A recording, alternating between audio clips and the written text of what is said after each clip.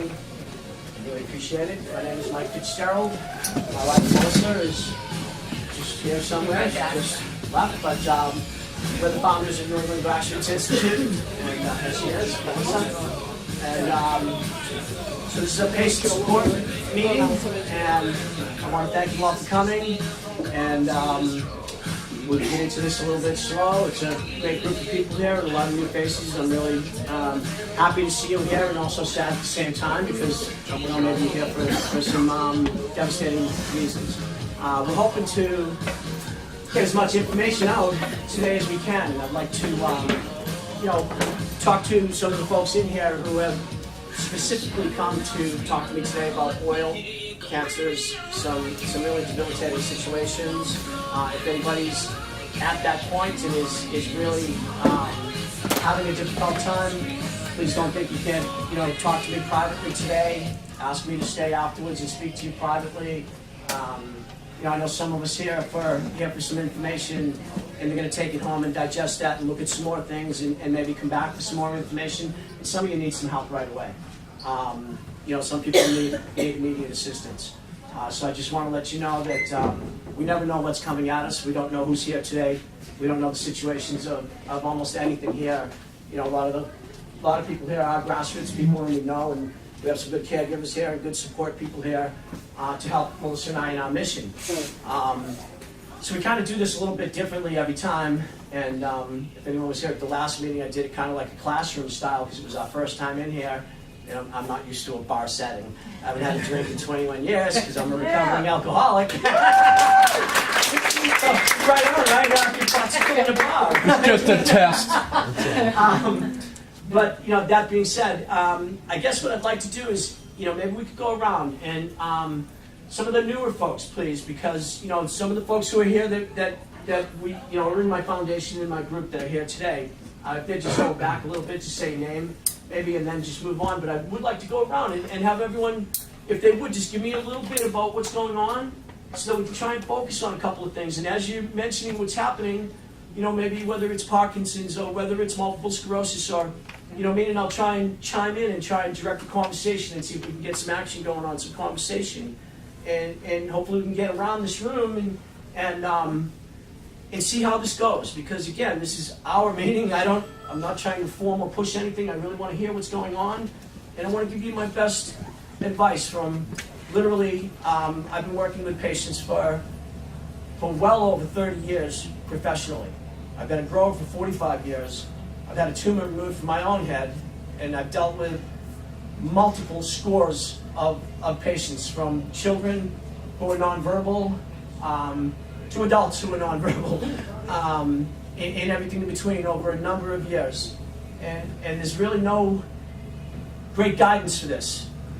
You know what I mean? There really isn't. We can learn a lot of different things, but writing things down and working with the public, I think, has been our best way to find our way through some of these situations. So maybe we could just go around the room. We could start right over here with Joel, if you wouldn't mind. I'm Joel Crosby. We're here supporting Aaron and trying to help out some other people. We came to see Artie and his wife, and trying to help them with oil and teaching them how to make it, and trying to support them. Awesome. Yeah. Thank you, Joel. You're welcome. Hi, Holly. Hi, Holly. How are you? I'm Holly. Pretty much the same thing there. Oh, it's so Ditto. much more than that. Holly is fantastic, and I like to say that she's the soccer mom that's going to take on the world, so it should be like, I'm no soccer mom, you don't know. But, she came with her son Aaron a couple of years ago and faced a really tough situation, and Aaron's faced a tough situation and has come through wonderfully, and hope we're still great. And Holly has been right there at his side, forcing everything and pushing. Yep. So for one to just be like, oh, I'm just here supporting, she's done a heck of a lot more than that.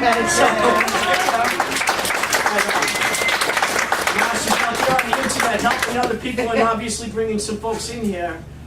So again, this is how it is, and I thank you. Young man? I'm Aaron. Hi, Aaron. Hi, Aaron. Tell us a little bit about yourself, Aaron. I've had cancer. I found out about cannabis online and brought us here. Right on. How you feeling these days, Aaron? Good. Yeah, you working? Mm-hmm. Going fishing yet? Yep. Right on, man. Good. Good for you. Do you have your own patients You have still? your own patients now? We'll leave you alone. Aaron, did your mom keep taking all your patients? Aaron had glioblastoma starting at the age of 16 months. So he had his first surgery and everything that goes along with that then. And then the second one in his 20s. Second one 16? at 5. 5, sorry. Yep. Would you mind And just then give a little history? Last one at 27. Oh, So last surgery was then. no. And then Good. I started cannabis about 4 or 5 months later, after the tumor started growing back. Right. Right. And 6 weeks later, it Yeah. started Yeah. to shrink. Yeah. Aaron was scheduled to go in for his third surgery, and we hit him hard on oil. And luckily his body accepted it, and that's pretty much how it is with oil. It can really be hit or miss. It really can. When the body accepts it, we see it almost immediately, and it can be amazing results. But Aaron was faced with another surgery and everything that goes with that, and he came with us, and 45 days later he did his MRI, and he had a 55% reduction in his glioblastoma, which is brain cancer. A few years now, and I believe they think it's only scar tissue they see, and look, he's got more hair than me. I keep having to look at that and say, you've come a long way, my friend. I'm Please. Haley. Hey, Haley. I've just been on this journey for, a couple of years now. I just have a bunch of health issues, whether it's inflammation, stomach issues, back issues, pain, and over the last 2 years it just got worse and worse. Some days I could barely get out of bed. And it's emotional talking about it because just doing what I've been doing, I feel so much better. And I feel like I can walk around, I can breathe easier, and I'm just starting to feel a lot better this last 6 months, and I'm really grateful for it. Can I just ask quickly, how are you medicated?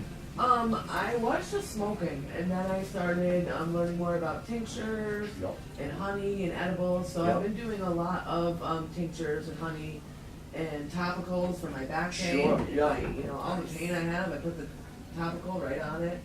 The coconut oil, and so I do a lot of different methods now. Mostly vaping as well, Good, and smoking. Yep. I dab every once in a while. Sure. Yep. So a lot of different ways. Yep. And that's key.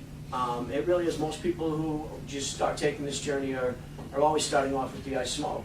Right. And definitely not, I love to smoke, but it's recreational for me. Right. And it hurts my lungs. You know what I mean? Even though smoking cannabis generally there's a 40% reduction in throat, neck, and tongue cancers from using cannabis. It actually lowers your reduction in those particular situations of cancer. But it builds up tar in your lungs, and there's no getting around that. So cannabis is a bronchial dilator. It actually opens up your airwaves. It's a bronchial dilator. So smoking actually helps with asthma people to a point of opening up their airwaves, but it's still coating your lungs. So you want to switch off from smoking to vaping, which you've done, or edibles. And the edibles are going to, as you probably noticed, they're so much different than smoking. And I always say smoking is generally, think of it from the neck up. It's mental health, usually mental health. Sativas, and from the neck up, think sativas, mental health. Think body pain, inflammation. You want to do an edible, body down, indica. Indica, more of a narcotic, body down. When the medicine goes through your liver, it changes its metabolism. It's no longer THC.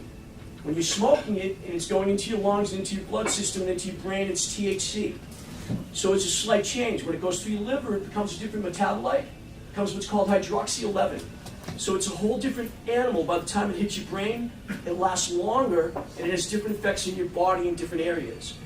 So there's huge differences between smoking and edibles. It's scientific, and it works in the body differently. and it hits your neurological receptors differently. So you're on the right path. Now it becomes about learning ingestion methods, the ingestion methods of edibles and all those things, and titration of how much you do and when you do it. Right. Because I'm the crazy I've had one. 2 knee replacements, a tumor out of my head, every bone in my body broken from motorcycle racing. I hurt. But when I eat my edibles, and I eat them too late at night, or if they're too strong, I wake up like I've done NyQuil or Percocet. And that doesn't help me either if I have to stand up here and talk to a bunch of people. And so it literally is about finding that balance, and every person has a different balance, you know, of how much to take and when. Melissa has to do her medicine. She does coconut oil indica, which is, when you think of coconut oil, it's the exact same as butter. Just think of butter, coconut oil, it's just an extractor. We think it's healthier. So she takes her coconut oil and she mixes it with a little almond milk.